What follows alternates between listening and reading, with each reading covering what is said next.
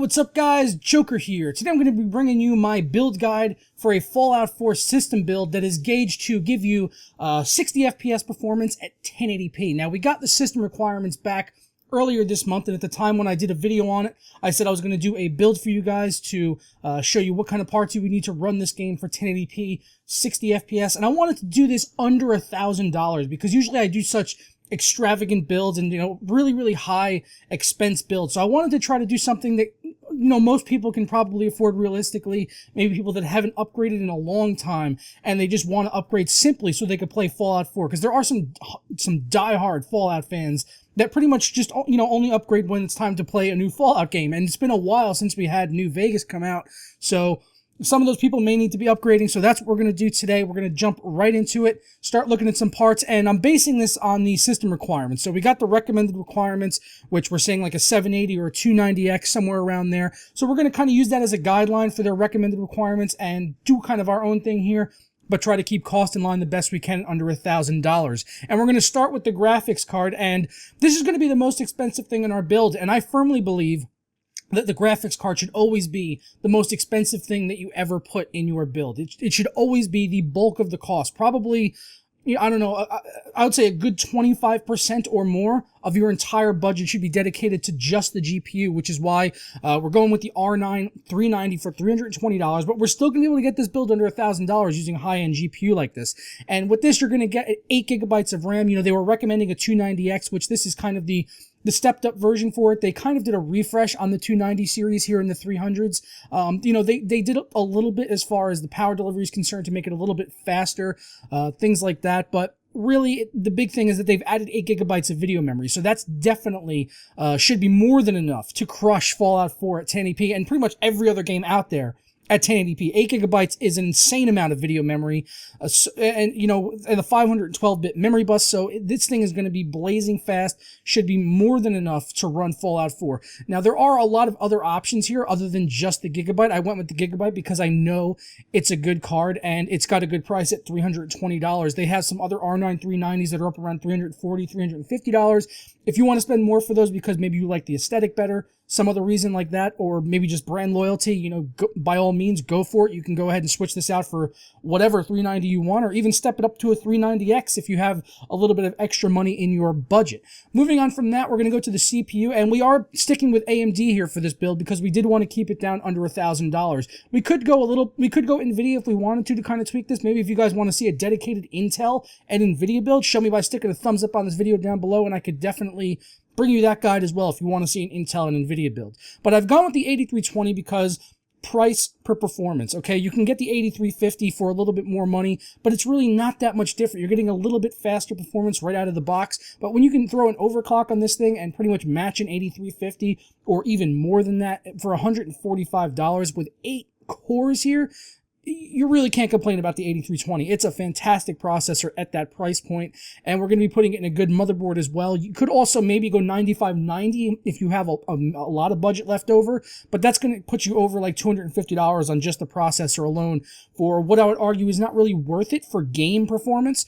So 8320 is my recommendation here, and the motherboard we're going to throw it into is going to be the Gigabyte right here, the AMD 970 Gigabyte AM3 Plus board, which is matched for this processor. The reason I've gone with this is because I have a few friends already using this board who had initially bought MSI boards to use with the 8320, and they had a lot of issues with it, and they wound up all sending it back and getting Gigabyte boards, and none of them have had issues so far since then. They've been able to overclock, they've had stable performance for one of my friends, I think, over a year now since he built his PC, and he's still running rock solid performance on this platform here, this motherboard, and this exact processor. So that's why I give it a high recommendation. And just look through the customer reviews, and you'll see it's a pretty darn good motherboard.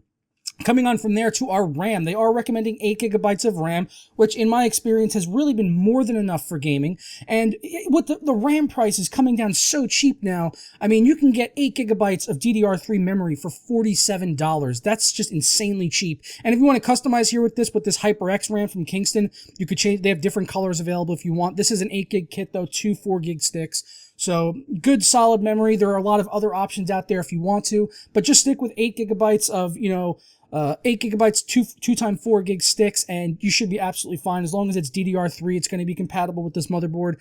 But this is the RAM that I chose and that I'm recommending for this build.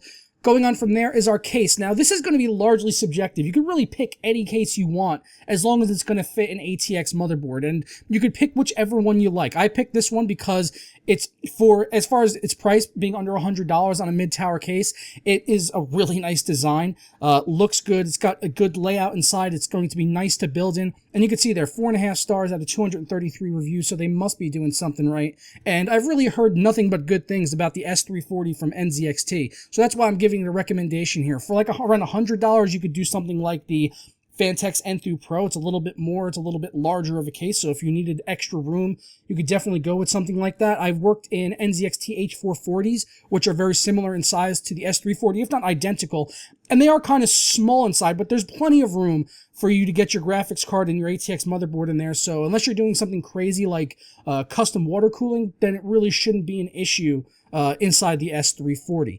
Going on from there, our power supply. I've recommended EVGA power supplies in all of my build guides for like the last year because they just still have not been taken over as far as, you know, best PSUs and also for the price, because some other PSUs out there might be a little bit better or comparable to this, but they wind up costing a lot more, like the Corsairs, the AX series, and the HX are a lot more than this, and they're not really giving you much more benefit in terms of performance. And if you go read Johnny Guru 3D, who really specialize in power supply reviews, they will tell you time and time again that EVGA power supplies are just solid. And I know EVGA doesn't technically make the power supply, it's just an EVGA branded power supply, but I digress. It doesn't really matter. At the end of the day, they're selling really good power supplies at a good price. You probably could get away with like a 550 watt, but looking here, it's $90. It's the same exact price as the 650 watt G2. So I would go with the G2. It's 80 plus gold rated, fully modular, so you're not going to have any excess cables in your build. You're going to be able to keep it nice and clean inside that S340 case. So that's why it's my recommendation, and it's why I use EVGA power supplies in my builds. Even my high-end rig right here is running off of just a higher wattage version of this exact power supply. So that's why I give it a strong recommendation. For our storage, we're going to need an SSD for a boot drive. Well, you don't need it, but it's going to make it fast, and we're able to stay under $1,000 anyway, since this build is coming in at around $880 before rebates. And the SSD prices now are so cheap, just like RAM prices, just coming down crazy, crazy cheap.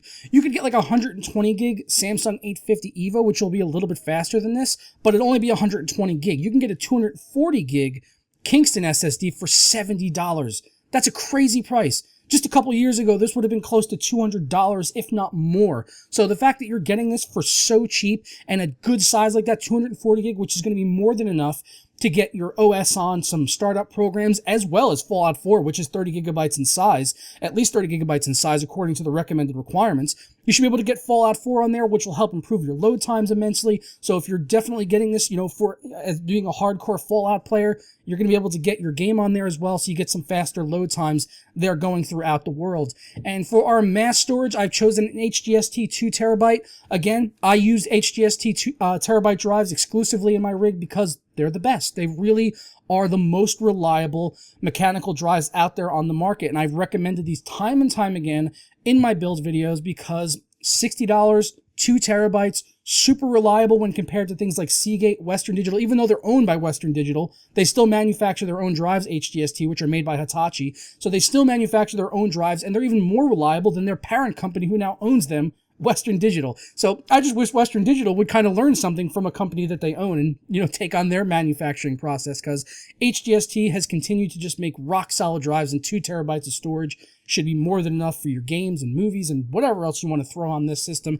And that's really it. That's the whole system there. We came in under $1,000, $880 before rebates. This graphics card is a $20 rebate, so that's going to knock it down to around $860. So if you did have a $1,000 budget to play with, you could probably go out and maybe, I don't know, upgrade this to a 390X if you want to, or, you know, look around at some better case options or larger case options. Whatever you want to, you know, dedicate that money into, you can if you have that full $1,000. Maybe get 16 gigabytes of RAM instead of 8 gigabytes. Choice is really up to you, but this is my recommendation for under $1,000, that this build would be able to run Fallout 4 at 1080p, 60 FPS without breaking a sweat, and that's my promise to you. I'm going to go ahead and get out of here now, guys. Be sure to check out all the links down in the description below for Amazon. Goes to help support my channel a lot, and doesn't cost you a thing. Just go ahead, click those links on down below, and I'll catch you guys next time. Ta-ra.